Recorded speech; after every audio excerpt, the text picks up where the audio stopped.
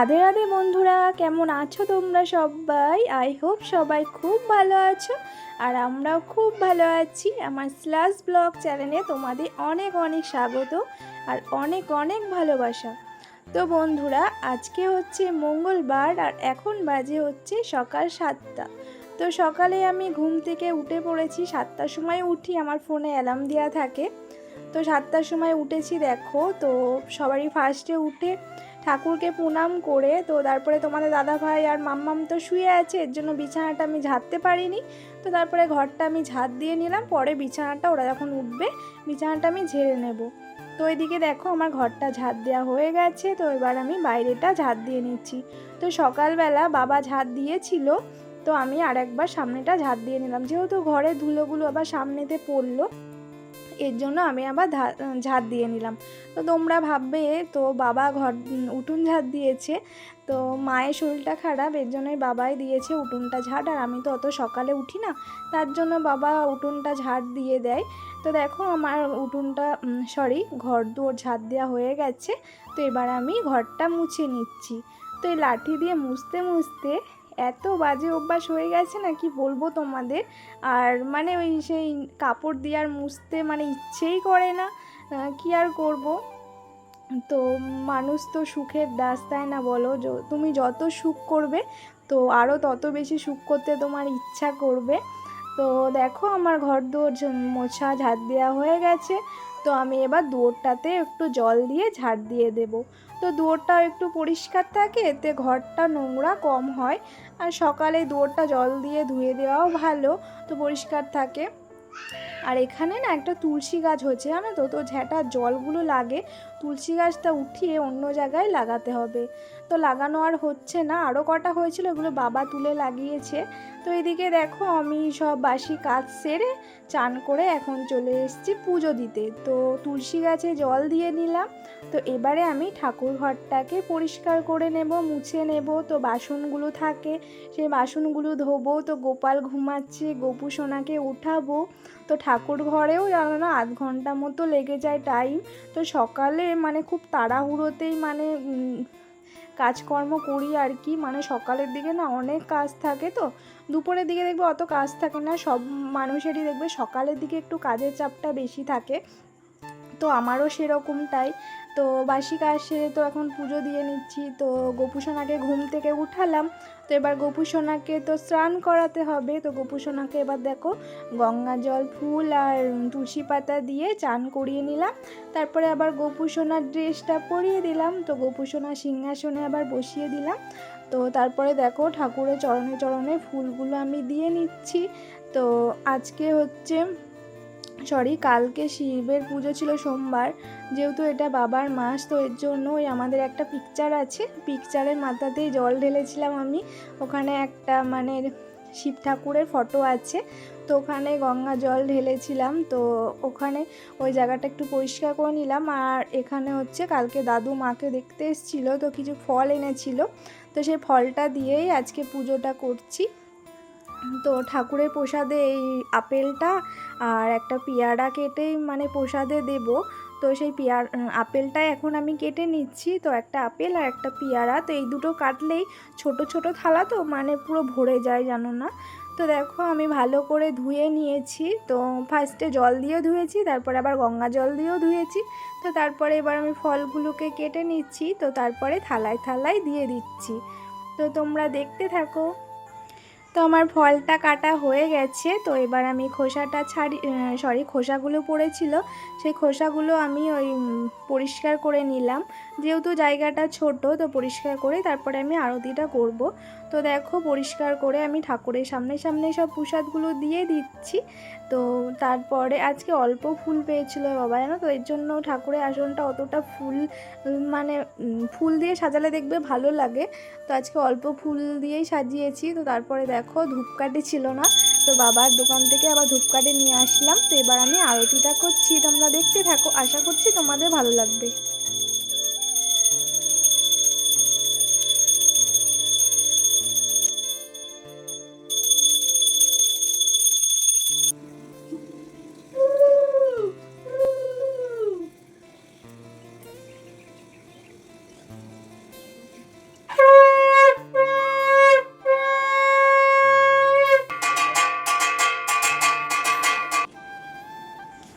তো বন্ধুরা আমার পুজো দেওয়া কমপ্লিট। এবার আমি ঠাকুরকে প্রণাম করে নিলাম। তো তারপরে এখন ঠাকুরের পর্দাটা আমি দিয়ে দিলাম।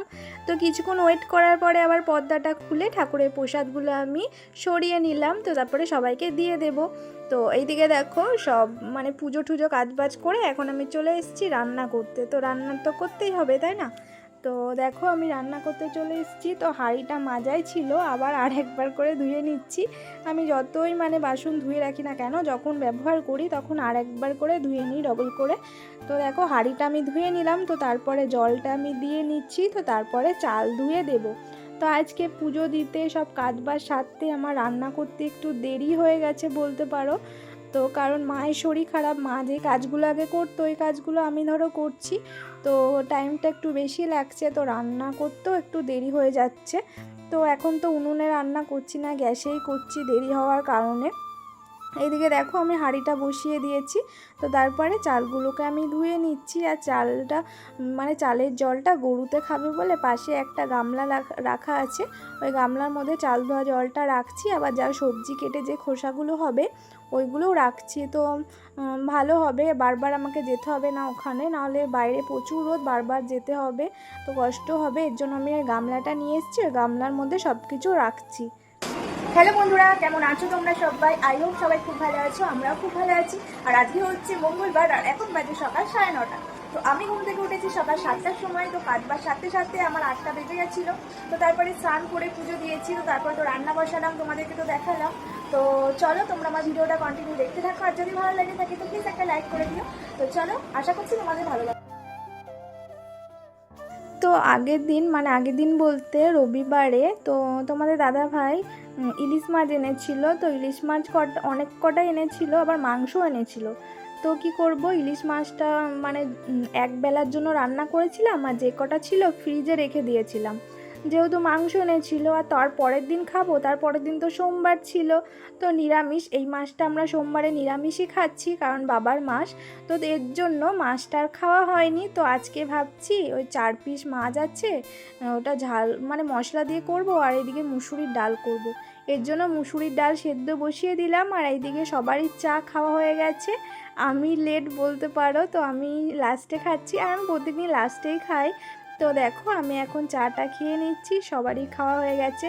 আর আজকে চাটা মাই করেছিল, যেহেতু দাঁড়িয়ে দাঁড়িয়ে এর জন্য করতে পেরেছি। আর এদিকে দেখো আমার ডাল সেদ্ধ হয়ে গেছে চা খেতে খেতে। তো আমি ডালটাকে ঢেলে নিলাম। আর এইদিকে ডাল করব, আর ডালের সাথে তো কিছু করতে হবে। এর জন্য ভাবছি আলু ভাজবো। আর ওই মাছের ওই 4 পিস মাছ ওটা একবার হবে, তো ওটা দুপুরবেলা খাবো। আর সকালবেলা ডাল আর আলু ভাজা দিয়ে খাবো। আর ডাল আলু ভাজা থাকবে, ওটা দুপুরে হয়ে যাবে, মাছ থাকবে। তো এইদিকে দেখো আমার ভাতটা হয়ে গেছে। তো ভাতে আমি ফ্যানটা ঝরিয়ে নিচ্ছি। আর তারপরে দেখো মাম্মাম বলছে আমি মুড়ি খাবো দুধ দিয়ে।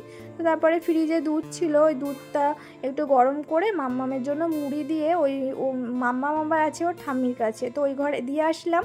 আর এদিকে দেখো আমার ডালটা সেদ্ধ হয়ে গেছে, নুন হলুদ দিয়ে দিয়েছি। তো এবার লঙ্কাগুলো আমি খুন্তির মধ্যেই চিড়ে দিলাম। তো তোমরা কে কে খুন্তির মধ্যে লঙ্কা কাটতে পারো আমাকে কমেন্টে জানিও।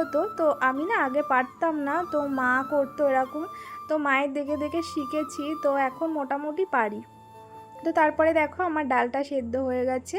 তো ডালের মধ্যে এবার শুকনো লঙ্কা, জিরে আর আদা ফোড়ন দিয়ে ডালটা আমি সোমবারা দিয়ে দিলাম। আর এদিকে দেখো কুমড়ো কেটে নিচ্ছি। তো আমি তো ভাবলাম যে আলু ভাজা করব আর ডাল করব। তো তারপরে মা বলল ফ্রিজের মধ্যে তো পুঁই শাক ছিল, তো ওই পুঁই শাকটা কর। আমি বলছি পুঁই শাক করতে গেলে তো আবার কুমড়ো লাগবে, কচু লাগবে, শুধু আলু দিয়ে কি আর ভালো লাগবে? তো এর জন্য মা বলল যে দাঁড়া আমি বাবাকে বলছি কুমড়ো আনতে। তারপরে আমি বললাম তাহলে লঙ্কাও আনতে বলো, লঙ্কা ছিল না, কিন্তু আমি আদাটা আনতে বলতে ভুলে গেছি। তো আজকে আদা লাগবেও না অতটা, তো একটু আছে ওটা দিয়ে করে নেব। তো বাবাকে তারপরে মা বলল সবজি আনতে। তো তারপরে বাবা কুমড়ো লঙ্কা নিয়ে আসলো। তো তারপরে মানে যা যা রান্না করব ভেবেছিলাম তো সেটা পুরোটাই চেঞ্জ হয়ে গেল। তো এটা দেখো মাছটা দিয়ে এই পুঁই শাকটা করবো, আর ডাল করেছি, আর আলু তো অল্প কাটা হয়ে গেছিলো। তো তারপরে মা বলছে আলু ভাজিস না, তো তারপরে আবার যে কটা আলু কেটেছিলাম ওটা মাম্মামের জন্যই রান্না করেছিলাম। তো মাম্মাম আর ওর কাকা খেয়েছে আলু ভাজাটা। আর আমরা তো ওই পুঁই শাক দিয়ে ওই মাছ দিয়ে করেছিলাম, কুমড়ো দিয়ে পুঁই শাক দিয়ে আলু দিয়ে, কচুটা ছিল না, তো মাছ দিয়ে করেছিলাম। তো মোটামুটি ভালোই লাগছিল। আর এদিকে দেখো আমি পুঁই শাকগুলো কাটা হয়ে গেছে, ধুয়ে নিচ্ছি এখন। তো ডাঁটাগুলো আমি আলাদা রেখেছি আর শাকগুলো আলাদা রেখেছি, যেহেতু শাকগুলো কচি, আর এমনিতেও শাকটা একটু পরেই দিতে হয়, নাহলে শাকটা কেমন মানে হলুদ হলুদ কালার হয়ে যায়, অতটা ভালো লাগে না। আর এদিকে দেখো আমি মাছটা ভেজে নিচ্ছি। তো মাছের তেল একটু রেখে দিচ্ছি, ওটা গরম ভাতে খেতে ভালো লাগবে, যেহেতু ইলিশ মাছের তেল তো ভালোই লাগবে। তোমরা যে ভালো খাও তো সে বুঝতে পারবে। তো অনেকজনের ভালো না খেতেই পারো, তো আমাদের খুব ভালো লাগে, মানে আমরা তিনজনা খুব ভালো খাই, আমার দেওর, আমি, আমার বর। আর এদিকে দেখো আমি পুঁই শাকগুলো দিয়ে দিলাম। প্রথমে আলু আর কুমড়োটা ভেজে নিয়েছি অল্প, তারপরে ডাঁটাগুলো দিয়ে দিয়েছি, তারপরে কাঁচা লঙ্কা চিড়ে দিয়ে দিয়েছি। তো অল্প ভাজার পরে তারপরে পাতাগুলোকে দিয়ে দিলাম, নাহলে আগে দিলে তো বললাম তোমাদের কেমন হয়ে যাবে কালারটা, তো ভালো লাগে না, একটু সবুজ সবুজ থাকবে ভালো লাগে। তো এদিকে দেখো রান্না করতে করতে আমার যেটুকু বাসন হয়েছিল সব বাসনগুলো আমি ধুয়ে নিচ্ছি, যেহেতু আমার বেসিনটা ছোট, তো একেবারে বাসন হয়ে গেলে মাজতে অসুবিধা হবে, এর জন্য মানে অল্প অল্প করে হচ্ছে আর আমি ধুয়ে নিচ্ছি। তো অসুবিধা নেই, তো এখন তো আমি দাঁড়িয়েই থাকতাম, কারণ জল দিয়ে দিয়েছি, এখন তো আমার আর কোনো কাজ নেই। আরও যদি অন্য কোনো রান্না করতাম সেগুলো আবার জোগাড় করতে হতো, তো আমি তো আর অন্য কোনো রান্না করব না, আজকে ডাল আর এই পুঁই শাকের তরকারি আর অল্প আলু ভাজা এতেই হয়ে গেছে। তার জন্য আমি বাসন কাটা মেজে নিচ্ছি ফাঁকে ফাঁকে। তো তারপরে দেখো আমার পুঁই শাকটা হয়ে এসছে, তো আমি ওই মাছগুলো একটু ভেঙে ভেঙে দিয়ে দিলাম। তো তারপরে ভাজা মশলাটা ফ্রিজে ছিল, তো আজকে আর ভাজা মশলা ভাজিনি, এই বাটাটাই ছিল ফ্রিজে, ওটাই দিয়ে দিলাম নামানোর আগে। তো দেখো আমার হয়ে গেছে, এবার আমি নামিয়ে নিলাম পুঁই শাকের তরকারিটা। তো তারপরে তোমাদের তো বললাম অল্প আলু কেটে ফেলেছিলাম, তো সেই আলুটাই ভেজে দিলাম মাম্মাম আর কাকার জন্য। আর এদিকে দেখো সব রান্নাগুলো তোমাদের দেখিয়ে দিলাম একবার, তো আগেও তো দেখেছো, আরেকবার দেখিয়ে নিলাম। আর এদিকে দেখো রান্না করার পরে সব জায়গাগুলো পরিষ্কার করে নিচ্ছি, পরিষ্কার করে না রাখলে ভালো হয় না, ভালো লাগে না। তো আমি সবসময় পরিষ্কার করে রাখতেই পছন্দ করি, আমার যতই শরীর খারাপ হোক আর কাজ করার পরে যতই কষ্ট হোক না কেন, আমি মানে রান্না করার পরে সব কিছু পরিষ্কার করেই রাখি। শুধু রান্নাঘর না, মানে যে কোনো কাজই আমার পরিষ্কার করে করতেই ভালো লাগে, মানে ওই নোংরাভাবে থাকতে আমার ভালো লাগে না, তাতে আমার যতই কষ্ট হোক বা যতই খাটনি হোক।